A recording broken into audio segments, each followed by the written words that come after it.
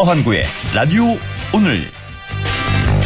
여러분 안녕하십니까, 허환구입니다. 코로나19 신규 확진자가 사흘째 50명 안팎을 유지하고 있습니다. 이렇게 되자 조심스럽게 코로나19 유행이 진정 국면으로 접어든 게 아닌가, 이런 기대도 하게 되는 게 사실인데요.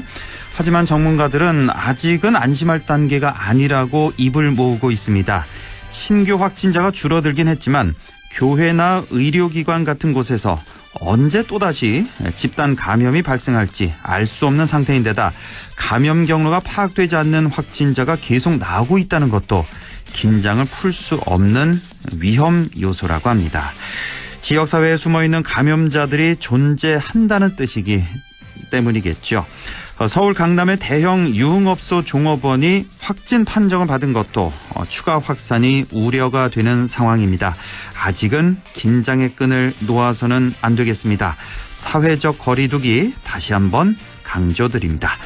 4월 8일 수요일 라디오 오늘, 광고 듣고 시작합니다. 사장님, 우리 회사도 검진이지로 바꿔주세요. 이제부터 검진 업무 검진이지, 무료로 쉽지. 검진이지. 직원들도 행복한 게 검진이지, 무료로 쉽지. 편하네. 검진이지. 건강검진 업무가 쉬워지는 무료 솔루션 검진이지. 드라이브스루 다음 손님, 기아차 주세요. 기아차 나왔습니다. 와, 얼마예요? 계산 도와드릴게요. 1년 뒤에 네? 기아자동차는 1년 먼저 테이크아웃이 가능합니다. 계산은 내년부터 36개월 저금리 혜택으로 기아차 희망 플랜 365 프리. 4월 30일까지 세부 내용 홈페이지 참조. 알러지엔 지르텍. 훌쩍훌쩍 알러지엔 간질 알러지엔 애취 알러지엔 알러지엔 지르텍. 하루 한 알 지르텍. 약국에서 찾으세요.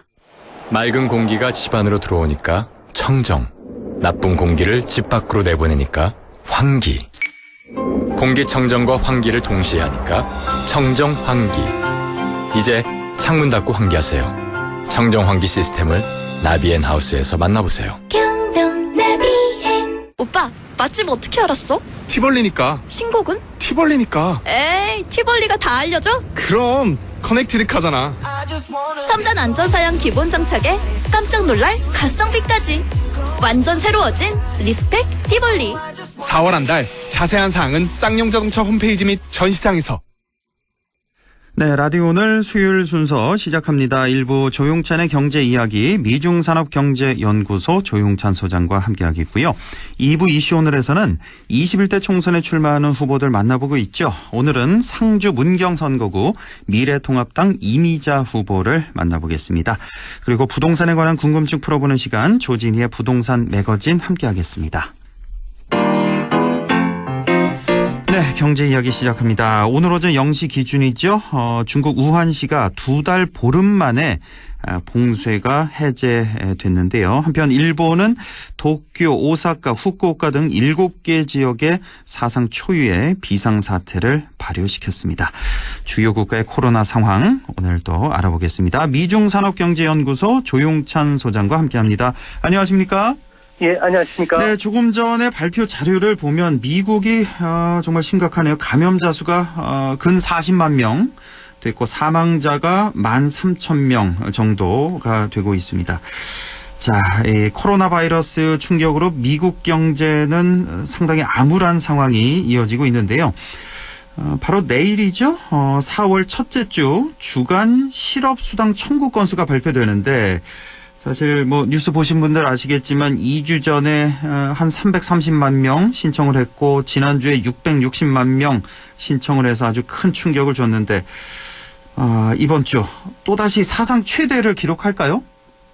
뭐 사상 최대는 아니더라도 500만 명 전후는 분명해 보이는데요. 네. 이 때문에 미국의 현재 실질 실업률 같은 경우에는 12에서 한 13% 수준이다 그럽니다. 현재 실업률이요? 예, 그렇습니다. 원래 그 미국 코로나 전에는 뭐 완전 고용이다 그래서 실업률이 3%대였던 걸 기억하는데요. 네, 3.5%였고요. 실업자들은 570만 명 정도가 됐었습니다. 그랬는데 지금 실업률이 12에서 13% 수준이다. 어마어마하네요, 지금.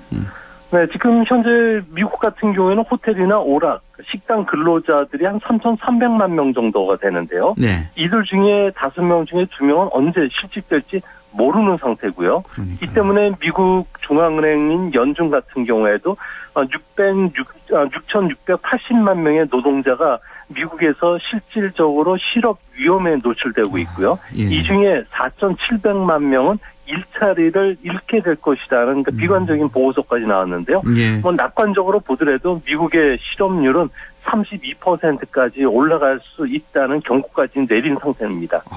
최악의 경우 32%도 될 수 있다는 말씀이신데. 자, 이렇게 미국의 실업률 사상 최악으로 치닫고 있는데, 그렇다면 미국의 GDP 성장률은 어느 정도까지 나빠질 걸로 예상이 되고 있습니까? 네, 뭐 미국 안에서는 뭐 L자형 성장이니 U자형 성장이라는 이야기가 지금 쏙 들어갔고요. 네. I자형 패턴이 나타날 가능성이 크다고 지금 느끼고 있는 그런 모습입니다. 수직 낙하할 것이다.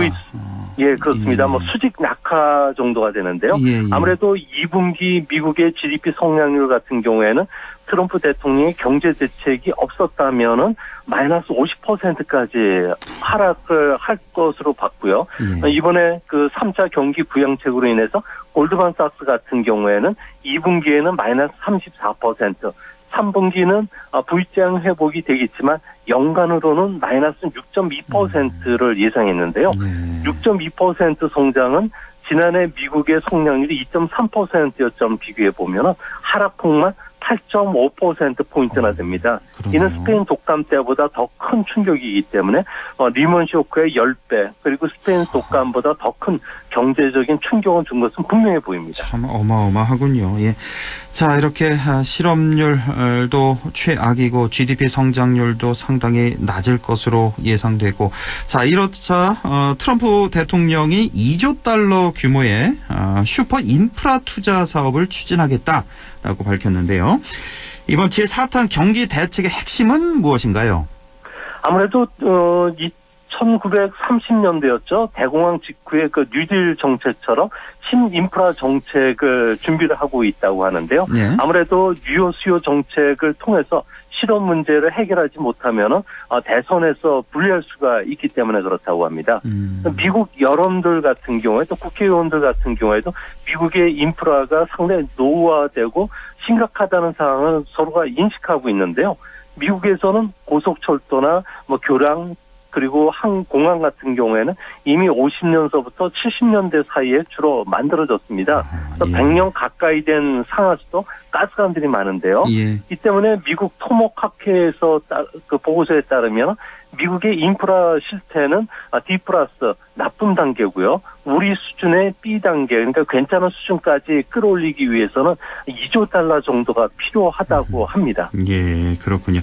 그러니까 1930년대 그 대공황 때 뉴딜 정책으로 이겨나갔듯이 이번에도 뭐 같은 정책이겠네요. 이번 코로나 위기도 역시 신인프라 정책을 쓰겠다라는 생각인데, 어떻게 예상됩니까? 이 트럼프 생각대로 추진이 잘 될까요?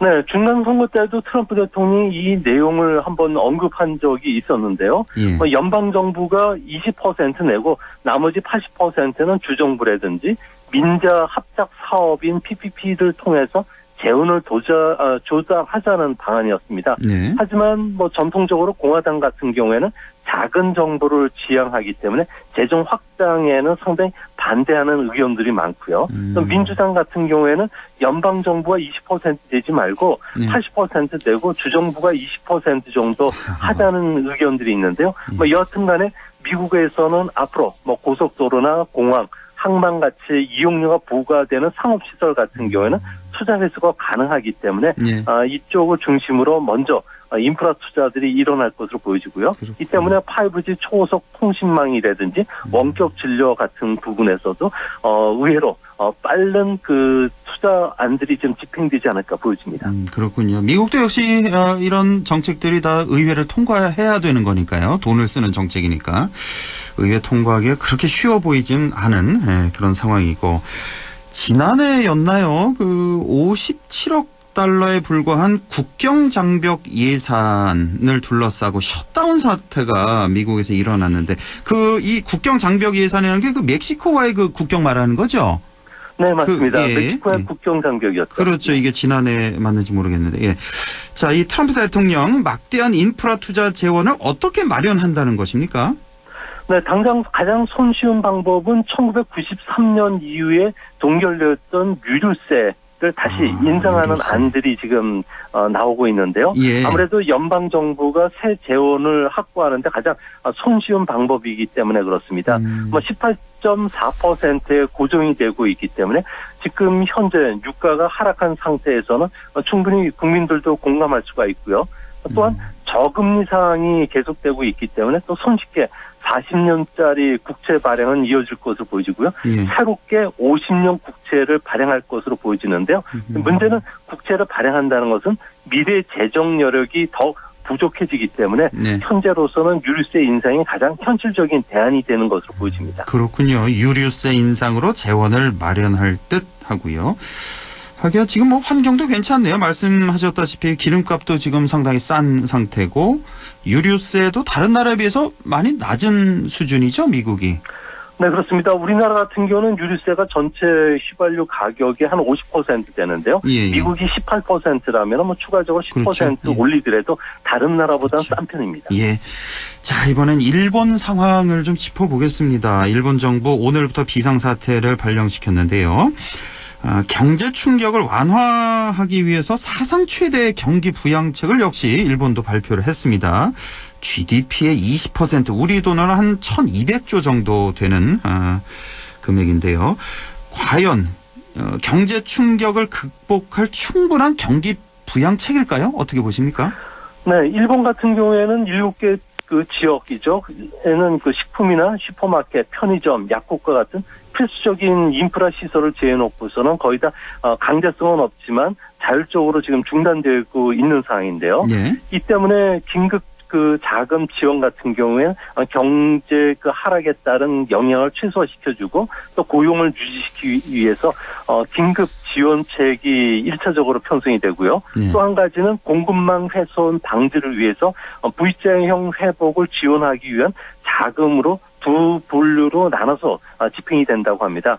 핵심은 세금이라든지 사회보험료 납부를 1년간 유예하는데 26조 엔이 쓰이게 되고요. 예. 중소기업에게 최대 200만 엔씩 주는 이런 현금 혜택이 6조 엔 정도 된다고 합니다. 예. 또한 소득이 줄어든 1,300만 가구에 대해서 30만 엔씩 모두 3조 9천억 엔이 지급이 되고요. 또 40조에는 기업 금융 지원에 쓰인다고 하는데 현재 일본 안에서는 이 내용들이 모두 집행되기는 사실상 힘들지 않느냐는 의견들이 좀 많이 나오고 있습니다. 그렇군요. 이렇게 120 그러니까 100조 엔이 조금 넘는 금액 이런 경기 부양책을 쓰고 있는데 지금 말씀하신 내용 중에 그 소득 감소 대책으로 한 가구당 30만 엔을 지급하겠다라는 안이 있는데 그러면 우리나라 돈을 한 가구당 한 300만 원이 좀 넘는 그런 금액인데 이것도 지금 말이 좀 많은 것 같은데요. 지금 1인 가구나 뭐 4인 가구나 똑같이 30만 엔을 지급하겠다는 건가요? 네, 그렇습니다. 일본 같은 경우에는 자신이 최근 들어와서 50% 이상 소득이 감소했다는 자진 신고서를 제출하라고 이야기를 하고 있는데요. 일본은 한국처럼 캐시리스 사회, 그러니까 현찰을 쓰지 않고 신용카드를 쓰는 사회가 아닙니다. 대부분 현금 사회다 보니까 소득이라든지 자산 내역이 줄었다는 것을 제출하기가 상당히 힘든 상황이고요. 예. 그리고 하청 기업들 같은 경우에는 메인 회사 그리고 또 계약 업체에게 확인서를 받아야 되는데 이 과정에 또 굴욕을 또 감수를 해야 됩니다. 이런 요청을 하더라도 구청 같은 경우에는 예금 통장 검사라든지 가정 방문을 하게 되는데요. 이 때문에 일본에서는 5,800만 가구가 있지만 실질적으로 이 혜택을 받는 사람은 거의 없다는 쪽의 의견들이 많습니다. 아베 총리 같은 경우는 늘 정치는 결과에 책임지는 것이라고 말해왔기 때문에 1개월간 이와 관련된 정책안들이 효과가 없으면은 정치적 운명의 날도 다가오지 않을까 보여집니다. 참 이상하네요. 말씀 듣고 보니까. 그러니까 한 가구당 30만 원을 지급하겠다라고 했는데 실제적으로 일본 전체 5,800만 가구가 있는데 실제 받는 사람이 거의 없을 걸로 보인다고요, 지금? 네, 그래서 일본 안에서는 이상한데요? 생색내기다, 마스크 2장 주는 거와 생색내기다. 똑같은 정책이다, 비판이 지금 많다고 합니다. 참 다른 나라 총리이긴 하지만 참 비판하지 않을 수가 없습니다. 그러니까 코로나 감염 대응하는 것도 그렇고요. 이렇게 경제 대책 또 상당히 허술해 보이고 좀 그렇습니다. 자, 도쿄, 오사카 등 7개 지역의 봉쇄가 일본 경제에는 어떤 영향을 미칠까요? 네, 개인 소비가 56% 정도 감소한 6조 한 8천억 엔 정도가 줄어든다고 하는데요. 예. 1년 일본 GDP의 1.2%고요. 문제는 도쿄올림픽 연기로 인해서 3조 2천억 엔의 경제적 효과가 사라진 데다가 이번 조치로 인해서 수출은 2분기에만 60% 감소하고요. 설비 투자도 40% 감소하기 때문에 골드만삭스 같은 경우에 오늘 보고서를 통해서 2분기 일본의 GDP 성장률은 연율로 25%나 급감할 것이라고 합니다. 이번 비상사태로 인해서 일본 전체가 경제적 손실은 앞으로 2년간에 걸쳐서 63조 엔이라고 하니까 우리나라 돈으로 700조 원 정도의 엄청난 타격을 입는 것으로 나타납니다. 그렇군요. 예. 자, 이런 데다가 세계 언론이 아주 암울한 전망을 내놨는데 일본 도쿄가 1, 2주 내에 제2의 뉴욕이 될 수도 있다. 이런 전망을 내놨는데 어떤 좀 근거가 있는 얘기인가요?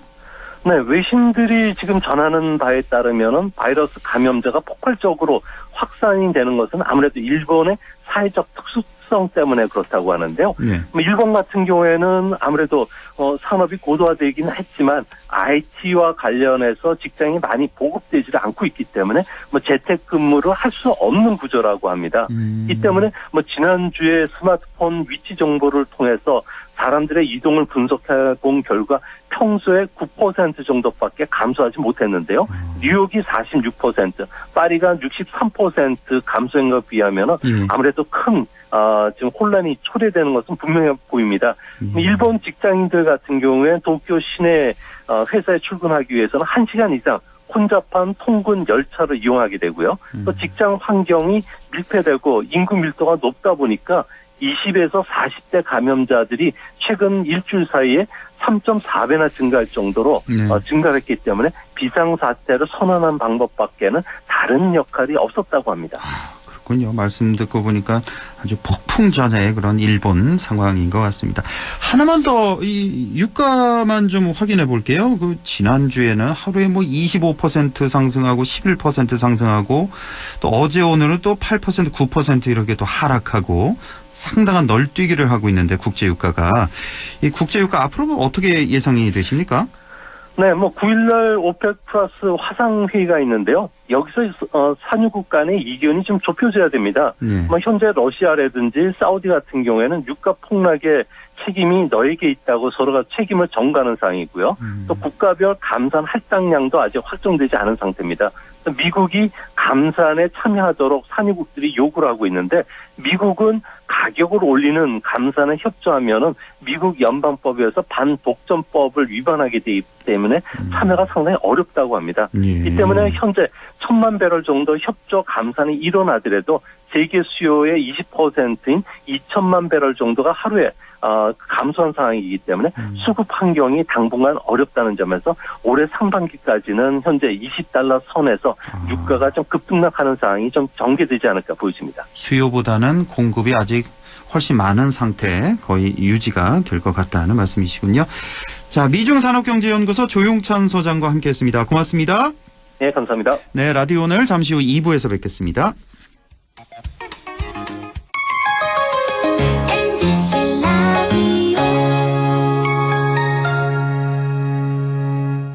세계 최대의 최대 유통회사가 어디죠? 월마트. 그럼 월마트가 중수도시의 작은 회사로 출발한 것도 아세요? 물론이죠. 여기에 미래를 열어가는 우리 지역의 유통회사가 있습니다. 어디죠? 바로 마음을 전해주는 곳 하나가 홈마트가 고객 곁에 있습니다. 바로 고객님의 손으로 키워주신 곳입니다. 고객의 믿음으로 크는 회사 하나가 홈마트.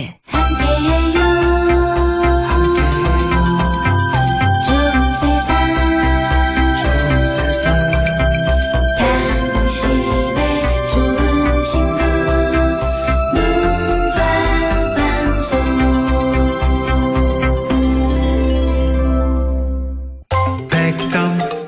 MBC 라디오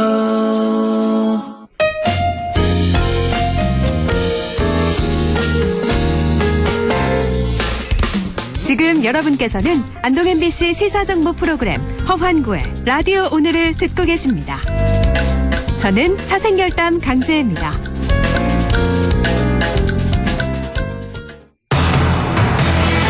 네, 6시 25분 45초 지나고 있습니다. 이슈 오늘 시작하죠.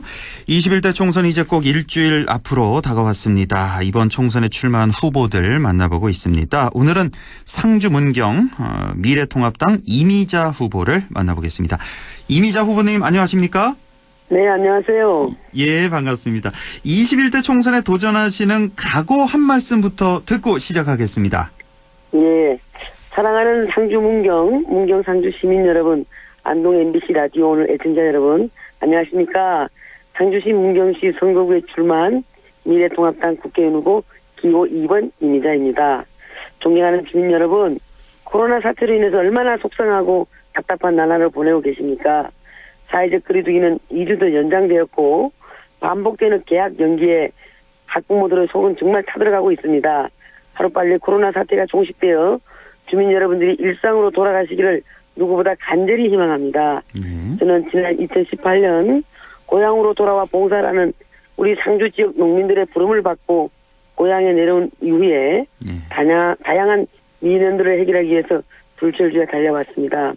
최근 하나의 선거구로 확정된 문경시는 상주시와 같은 생활권과 문화권을 공유하고 있는 현대 자매도시입니다.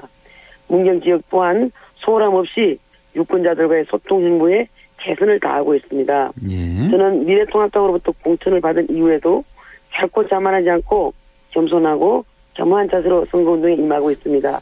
남은 일주일도 제가 가진 모든 역량을 끌어내 혼신의 힘을 다할 것입니다. 상주 문경 상주의 새로운 변화를 기필코 이뤄낼 것입니다. 예. 감사합니다. 이미자 후보님은 이제 한국노총 출신이라는 거, 그리고 현재 비례대표 의원이시고요. 예. 자, 잘 모르시는 분들을 위해서 본인 소개 조금만 더 해주신다면요. 예, 저는 지난 2016년 노동계 활동의 전문성과 능력을 인정받아서 제20대 비례대표 국회의원에 당선되었습니다. 예. 4년간 국회 환경노동위원회 간사직을 맡아서 환경, 노동 분야의 제도 개선과 대안 마련에 앞장을 서왔습니다. 또한 미래통합당 노동위원장과 경제대전환위원회 부위원장, 총선 공약개발단 팀장, 인재영입위원회 위원 등을 역임했습니다. 총 104건의 법안을 대표 발의해서 국회의원의 기본 역할에 충실히 임했습니다. 또한 시민사회단체가 선정하는 국정감사 우수위원상을 3년 연속 수상했습니다. 예, 뭐 그야말로 노동 전문가라고 할 수가 있겠네요. 예, 그렇죠. 그렇습니다. 예, 지금 우리나라 노동 환경 어떻다고 생각하십니까? 한마디로 어떻게 평가하세요? 매우 지금 어려운 상황이죠. 급격한 최저임금 인상이나 예. 근로시간 단축으로 인해서 노사가 모두 다 지금 어려운 상황에 처해 있습니다. 이런 상황을 지금 우리 미래통합당은 노동 계획을 통해서 노사가 균형 잡히고 노사가 상생 발전하는 이런 정책을 펼치고자 합니다. 예. 자, 우리 이미자 후보님 같은 경우는 우리 도민들에게 주목받은 일이 사실 그 작년이었죠. 패스트 트랙 그 저지 그 시위할 때였죠. 그 네. 문희상 의장이 후보님 얼굴을 이렇게 감쌌던 그 기억이 있는데 네. 그 후보님 개인적으로는 좀 좋은 기억은 아니겠습니다만 그때 상황 뭐 그때 어떤 기분이었는지 좀 말씀해 주시겠어요? 상당한 좀 모멸감을 느꼈습니다. 그렇죠. 예. 예. 예. 모멸감을 느끼셨고, 네. 뭐 그 이후에 뭐 정식으로 사과는 받으셨어요? 정식으로 사과를 못 받았고요. 예. 검찰에서 지금 뭐 무혐의 처리한 것으로 알고 있습니다. 검찰에서 이게 무혐의 있을 수- 처리됐고. 네, 이게 있을 수 없는 일이죠. 아하, 그렇죠. 예. 자, 그리고 이미자 후보님은 이철우 지사와도 고교 시절 은사라는, 그 이철우 지사가 고교 시절 은사세요? 아닙니다. 후보님이? 네, 아닙니다. 이철우 아니에요? 도지사님은 중학교, 제가 중학교 예. 1학년 때 예. 수학 선생님이셨습니다. 아, 그렇습니까? 네, 중학교 1학년 때 때에서, 수학 선생님. 예. 네, 그래서 지금 매년 스승의 날 찾아뵙고 있고 아, 꾸준하게 소통하면서 관계를 이어가고 있습니다. 그렇군요. 예. 예, 예. 자, 지금 이미자 후보님은 민주당 정용훈 후보, 무소속 이한성 후보, 국가혁명 배당금당 이현우 후보와 경쟁을 펼치고 계신데 지금 뭐 당선 가능성 어떻게 전망하고 계십니까? 후보자의 입지에서 네. 당선 가능성을 함부로 좀 말씀드리기는 어렵고요. 예. 우리 상주 출신 김종태 전 국회의원님을 비롯해서 상주 문경의 전 현직 단체장님들과 지역의 많은 그 정치 원로들께서 저에게 힘을 보태주고 계십니다. 예. 또한 그 합법적으로 선거운동을 할 수 있는 각계각층의 여러 단체에서 지지선언에 동참해주고 계십니다. 그래서 이미자를 믿고 응원해 주시는 많은 분들의 기대에 부응하기 위해서 예. 필승과 압승으로 보답해 드리겠습니다. 예, 우리 후보님은 이제 상주 출신이시고 이번에 선거구가 재획정되면서 문경과 합쳐졌단 말이에요. 상주 문경이. 예. 문경은 좀 낯서실 것도 같은데요. 좀 다녀보시면 어떻습니까? 문경이? 문경이 처음에는 좀 낯설었는데요. 예. 지금 이제 계속 찾아가서 뵙고 계속 상주 문경을 왔다 갔다 하다 보니까 환경이라든가 경관도 다 눈에 익숙하고 네. 굉장히 이제는 익숙하고 친숙합니다. 그리고 무엇보다도 문경 시민들이 상당히 잘해주셔서 너무너무 고맙고 예. 문경 가면 행복감을 느낍니다. 그렇군요. 이미자 후보님만의 장점이라면 어떤 점을 들고 싶으세요? 아무래도 이제 노동계 여성 대표 출신이잖아요, 제가. 예. 노동계 출신이라는 이력 때문에 다소 오해를 하시는 분들도 들어있는데 오히려 노동운동을 경험했기 때문에 서민과 약자의 마음을 누구보다도 잘 이해하고 있다고 자부합니다. 그래서 농민들과도 아주 소통하고 공감 능력에 제가 좀 탁월한 책임자가 아닌가 싶습니다. 네. 노동계 활동을 통해서 이제 참여한 대립의 연속인 노사관계 갈등을 봉합하는 역할을 제가 쭉 맡아왔지 않습니까? 예. 그 역할 가운데서 정말 많은 합의들을 도출해냈습니다. 그래서 국회 한노위 간사직을 수행할 때도 협상의 최일선에서 늘 그 합주를 벌여왔다 해도 과언이 아니고 합리적인 대안을 마련하기 위해서 정말 최선을 다해왔습니다. 예. 그렇기 때문에 모든 사람들이 저보고 소통과 공감 능력이 뛰어나다 이런 말씀들을 하십니다. 지금 노동계를 대표했다, 여성계를 대표했다고 말씀하시는데 그래서 좀 하나 여쭤보겠는데 아까도 그 최저임금 인상, 뭐 소득주도 성장 등등으로 해서 우리 노동계가 상당히 힘들어졌다라고 말씀하셨는데 노동계에서 보자면 이 최저임금 인상을 찬성하는 쪽이 더 많지 않습니까? 물론 받는 입장에서는 찬성하는 입장이 더 많은 것처럼 보이는데 예. 실질적으로 그 대기업이나 중소기업도 정규직 노조가 있는 곳은 최저임금 인상이 급격히 인상되면서 해서 혜택을 본 건 있지요. 그러나 한국노총, 민주노총 다 합쳐서 2천만 임금 근로자 중에서 200만 빼고 나면 나머지 90% 중에서 저소득 계층이나 취약계층의 노동자들은 실업자로 몰리고 있다는 점을 간과해서는 안 됩니다. 굉장히 그분들도 어려워졌고요. 근로시간 단축 관련돼서도 대기업이나 공공기관 노조원들은 좋아졌지만 일반 그 저소득층이라든가 취약계층의 노동자들은 임금이 그만큼 줄어들므로 인해 가지고 오히려 더 불리한 위치에 놓여 있게 된 거죠. 그래서 우리가 그런 부분들을 절대로 간과해서는 안 된다. 이런 말씀을 드릴 수 있겠습니다. 우리 노동자 그 10% 정도 정규직 노동자들은 혜택을 받고 있지만 절대 다수 90%의 노동자들은 오히려 더 힘들어졌다는 주장이시고요.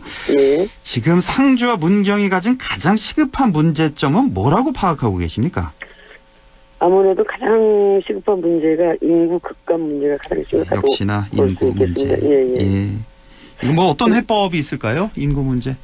지금 우리 상주 같은 경우에도 지난 한국고용정보원 보고서에 따르면 상주 소멸 위험 지수가 0.25 되고 예. 문경의 소멸 위험 지수도 한 0.271로 소멸 위험 단계에 지금 진입해 있습니다. 예. 소멸 위험 지수가 0.2 미만으로 떨어지게 되면은 소멸 고위험 지역으로 되거든요. 아, 예. 이렇게 쓰러져가는 상주 문경을 활력과 생계를 되찾기 위한 일들을 제가 해야 하는데 예.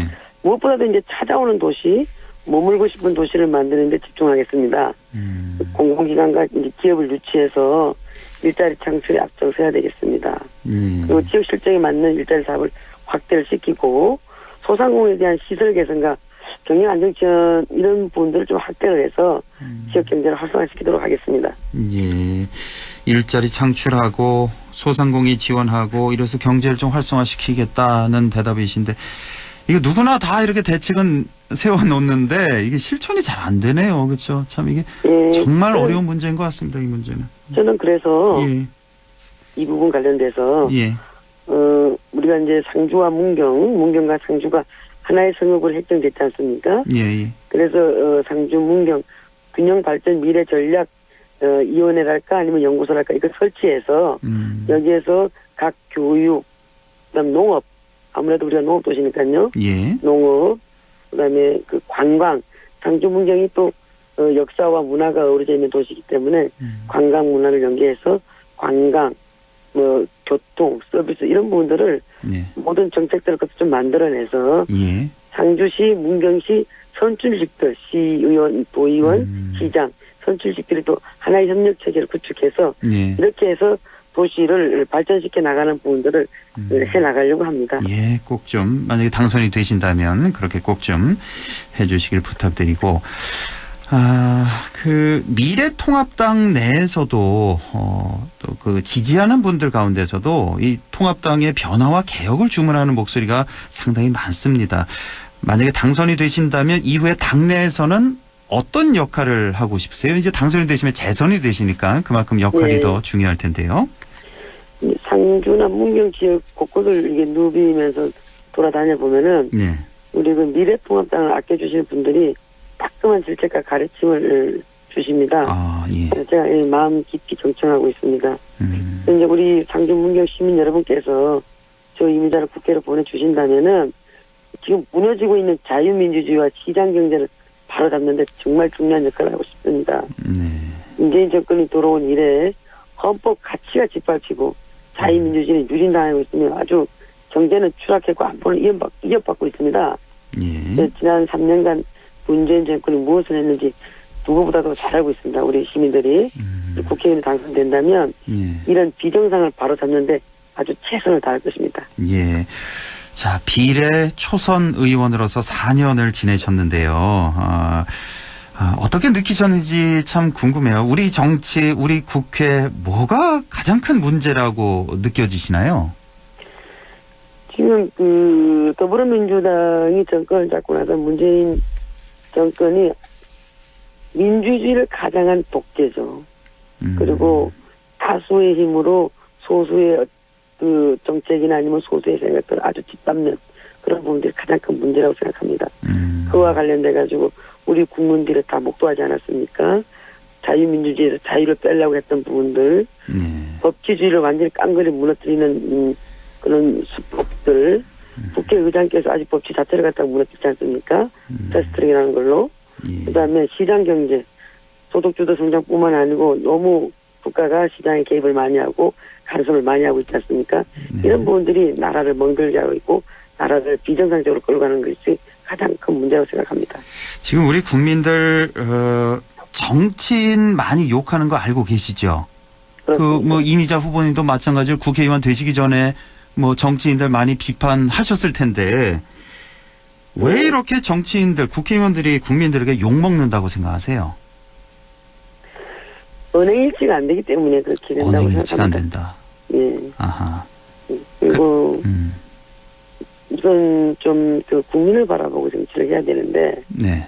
각 대파나 당파 이런 부분에 좀 몰입되다 보니까 국민들로부터 눈살씨 부리는 일들이 왕왕 생겨서 국민들이 정치인을 바라보는 눈이 곱지 않은 것 같습니다. 네, 그렇군요.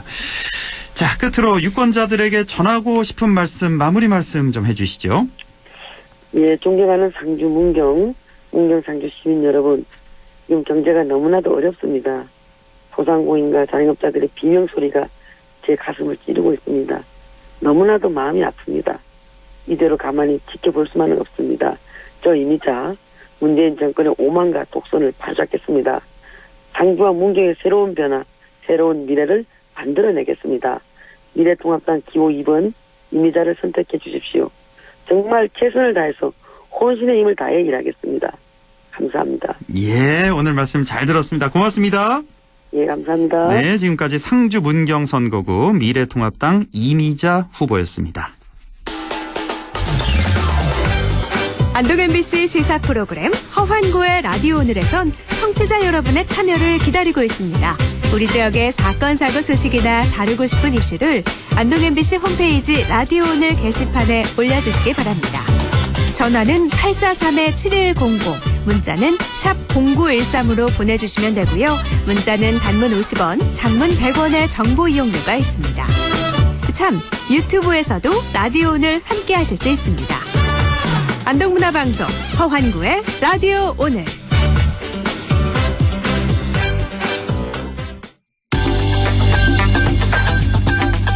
네, 조진희의 부동산 매거진 시작합니다. 오늘은 분양권에 대해서 좀 자세히 알아보겠습니다.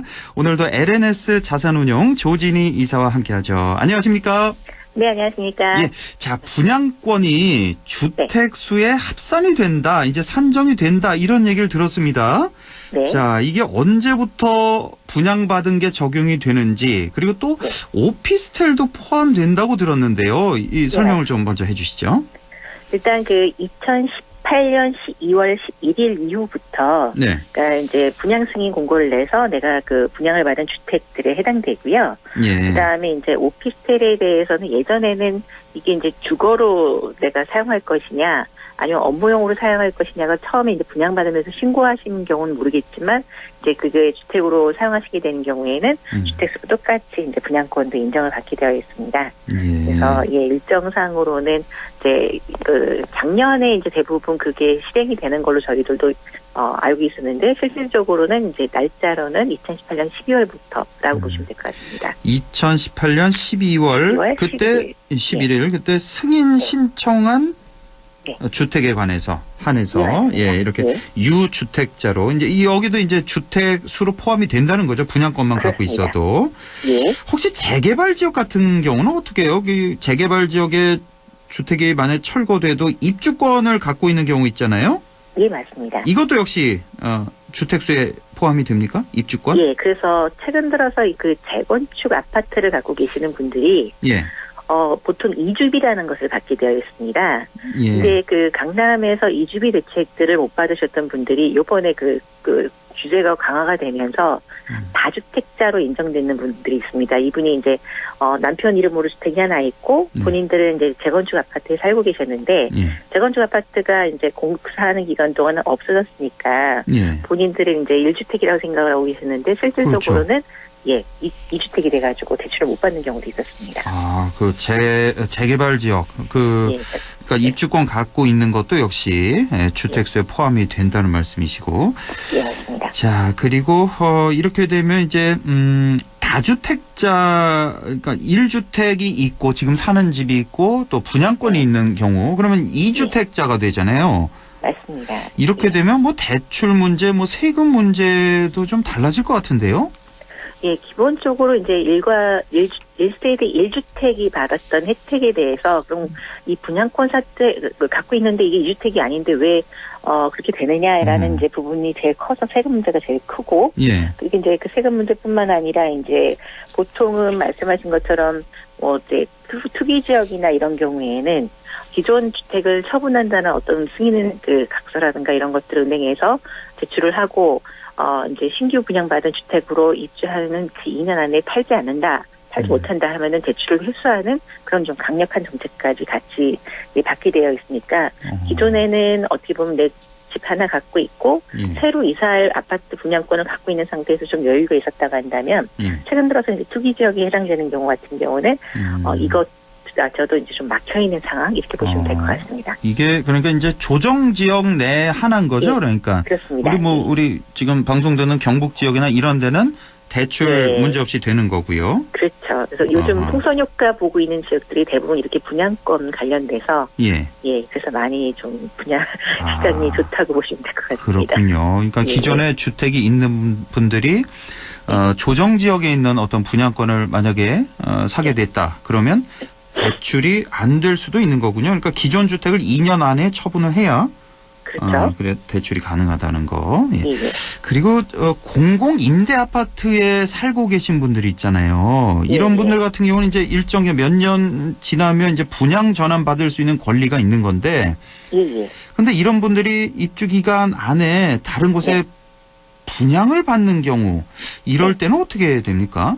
그러면 이제 본인이 살고 있는 그 분양 전환에 대한 그 권리를 갖지 못하십니다. 이거 특히 제일 많이 실수하시는 분들이 예전에는 오피스텔이 주택수에 산정이 안 됐기 때문에 본인들이 이제 그 투자 목적으로 사셨던 분들 같은 경우 이제 그거를 신고를 안 하셨다거나 했을 때 실질적으로 이 문제가 가장 많이 발생되고 있습니다. 그래서 공공임대주택에서 내가 갖고 있는 그 주택을 나중에 분양 전환해서 내 소유권으로 갖고 오시겠다라고 한다면은 부부 공동으로 있었을 때 어떠한 청약도 그 기간 안에는 안 하시는 게 맞을 것 같습니다. 그렇군요. 지금 살고 있는 공공 임대 아파트 그 분양 전환할 수 있는 그 권리가 박탈될 수도 있다는 거. 그 입주 기간에 다른 것을 분양을 받을 경우에는 이것도 좀 알아두시고. 자, 이렇게 분양권이 다주택자의 주택수로 산정이 되면서 세금 기준도 많이 달라지겠죠? 어떻게 바뀝니까?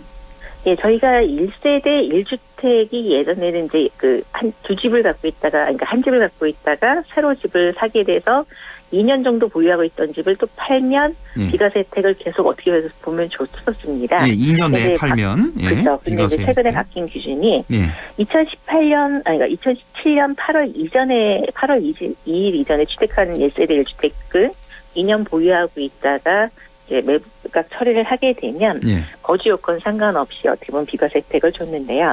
이 위에 산 것들 같은 경우는 2년 거주 요건까지 추가가 되었기 때문에 실질적으로는 좀 더 강화된 그 세금 기준이나 처분 기준이 생겨났고요. 예전에는 2년 보유만 하고 있으면 1가구 1주택 그 비과세 혜택을 받았는데 이제는 2년도 갖고 있어야 되고 또 실제로 2년을 거주해야 되는 거잖아요. 그렇습니다. 비과세 혜택을 받는다.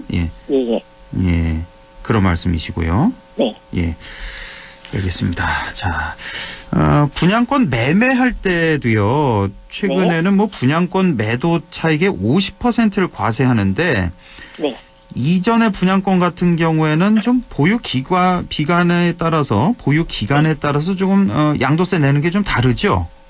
네, 그렇습니다. 2018년 어떻게 보면 이제 부동산 투기 과열이 일어나면서 이 규제가 다시 생겨났다고 보시면 될 것 같은데 2018년 1월 1일 이후에 이제 그 조정 대상 이상의 지역에서 분양권을 갖고 계신 분들은 기존에는 뭐 1년 갖고 있으면 50%, 뭐 2년 갖고 있으면은 40% 떨어지고 3년 이상 지나면은 뭐 15에서 뭐 6%까지 떨어지고 그래가지고 보통은 그 기간 보유하고 있는 기간마다 연도에 따라서 누적됐던 것들이 있는데 2018년 1월 1일부터는 무조건 이제 분양권에 대한 양도세는 50% 결정이 되어 있습니다.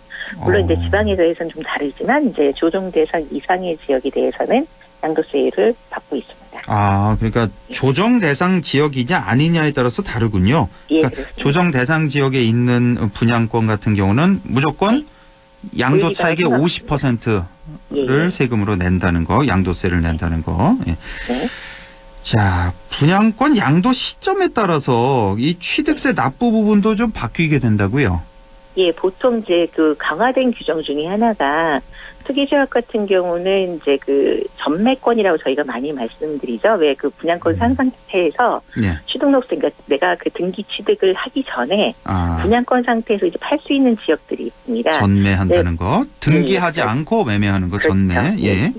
그래서 이제 그게 가능했던 지역들이 있고 뭐 지금도 많이 있지만 문제는 이제 실질적으로 우리가 이제 그 착각을 하시는 부분들이 뭐냐면 준공 심사가 떨어지고 건설회사로부터 이제 그 입주 신청하고 이제 등기 취득해 가라라는 네. 통보를 받은 시점부터가 실질적으로 지자체에 따라서 산정 기준이 됩니다. 그래서 이제 본인이 전매를 하시기 위해서 등기 취득해서 가져가지 않고 그 전에 전매를 하려고 이제 연체를 좀 시키시면서 잔금 납부를 미루시면서 이제 좀 왜냐하면 초기 입주 시점에 가격이 많이 오르는 경우도 있다 보니까 예. 분양권 상태를 등기 취득 전까지만 하시면 되는 줄 알고 일부러 연체를 시키시면서 예. 잔금 납부를 미룬 상태에서 이제 전매를 하시는 경우가 있는데 예. 이제 지방세법에 따라서 이제 등기 등록 여부 상관없이 실질적으로 그 지급 실적 요건을 갖춘 경우라고 한다면 사실상은 취득을 한 경우다. 그래서 양도 차익 말고도 취득록세를 내고 거래하라 이렇게 이제 바뀌었습니다. 아, 그래요? 예. 그러니까 준공이 되고 나서 일단 네. 이제 등기를 해야 되는데 네. 등기를 할 때 이제 취득세를 내야 되니까. 그렇죠. 예. 근데 이걸 안 내기 위해서 등기를 미루는 경우가 있었군요. 예, 그렇습니다. 그 등기하기 전에 이제 전매를 하려고 했는데 이게 이제 바뀌었습니다. 등기를 안 하더라도 네. 실제 이거 취득한 거로 보고 취득세는 다 내야 된다. 등기를 안 하더라도 예. 준공이 완료가 되면 더 이상 뭐 미룰 수 없다 이런 얘기군요. 네, 그렇습니다. 알겠습니다. 예, 한 30초 정도 남았는데 지금 서울 집값 어떻습니까? 좀 많이 떨어졌다는 얘기가 있어서요. 네, 아무래도 이제 15억 이상 되는 것들 기준으로 해서 많이 금매물도 나오고 있고 거래가 좀 안 된다라는 그런 기사들도 있고 그 가격이 많이 떨어졌다라고 나와 있는데 그런 경우를 보시면은 저희가 생각하는 금액보다 좀 많이 비싼 아파트들입니다. 아무래도 이제 종부세 문제 때문에 보유세가 부담이 되는 여러 것들을 갖고 계시다거나 이제 좀 그 실질적으로 거래 하락이 된 것들이 실질 거래 내용을 보면 가족거래 증여라든가 이렇게 해서 급 가격 하락된 것들이 있지 거래량이 많은 상태는 아닙니다. 그래서 다들 이번 선거에 대해서 기대는 좀 강남에서는 하고 있는 것 같습니다. 이번에 갑자기 정부에서 그 관련된 정당에서 종부세 부분이 원래 2월 달에 이번에 확정이 되는 줄 알았는데 이번에 이제 선거 때문에 미뤄지다 보니까 좀 기대를 해봐도 되지 않겠냐라는 의심들도 조금 더 나오고 있는 것 같습니다. 알겠습니다. 지금 뭐 초고가 주택에 한해서 지금 많이 떨어지다는 말씀까지 듣겠습니다. 말씀 고맙습니다. 네, 감사합니다. 네, 지금까지 LNS 자산운용 조진희 이사였습니다. 예, 날씨 알아보죠. 김도연 캐스터 전해주세요. 네, 북쪽에서 찬 공기가 내려와 있는데요. 갈수록 약해지겠지만 찬 공기는 금요일 무렵까지는 머물면서 영향을 주겠습니다. 바람막이 잘 챙겨 입어주시는 게 좋겠고요. 지금 대기 상태는 깨끗함으로 괜찮습니다. 내일 기온은 아침이 1도, 한낮에 16도 예상됩니다. 의정 현재 기온은 14도, 습도는 13%입니다. 날씨였습니다.